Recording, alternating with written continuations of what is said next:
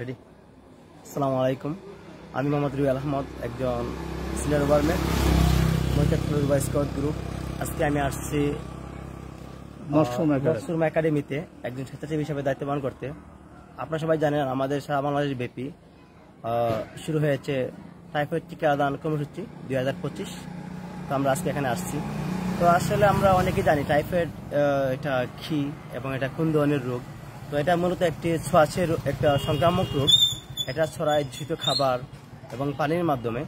তো একটা সময় ছিল যে যখন এই রোগটা ছড়িয়ে পড়তো মানুষের মাঝে, তখন মানুষ আতঙ্ক বিরাজ করতো। তো দেখা যেত যে বিভিন্ন এলাকায় মানুষ কেউ মারা গেছে, কেউ অনেক বড় বিকলাঙ্গ হয়ে গেছে, অনেক ক্ষতি হয়ে গেছে মানুষের। তো সেই দৃষ্টিকোণ থেকে সরকার প্রতি বছর বা কয়েক বছর পর পর এই উদ্যোগটা নেয়।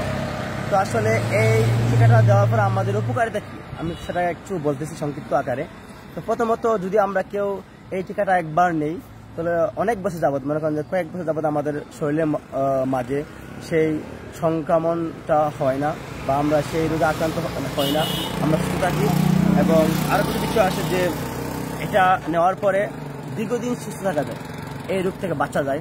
এবং কেউ যদি এই টিকাটা নেই, অন্যান্য যেমন রোগগুলো আছে এগুলো থেকে মানুষ বেঁচে থাকতে পারে।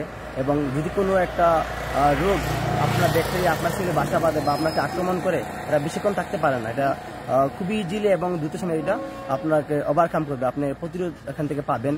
এবং এই সকল রোগগুলা বেশি আক্রমণ করে, যেমন আপনার বাচ্চাদের, শিশুদের এবং যারা বিভিন্ন জায়গায় ভ্রমণ করে তাদেরকে আক্রমণ করে। কারণ এটা দেখা যায় যে একটা সংক্রামক রোগ, যদি একটা এলাকায় এটা হয় এবং আস্তে সবার কি এটা হওয়ার সম্ভাবনা থাকে।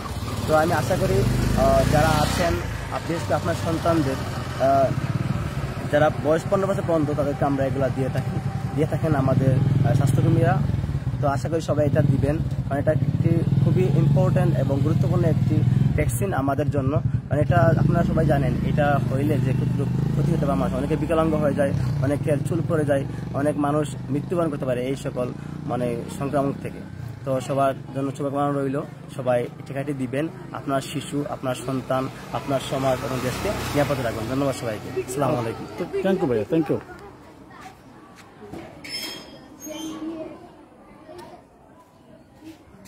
দাদা লাগানো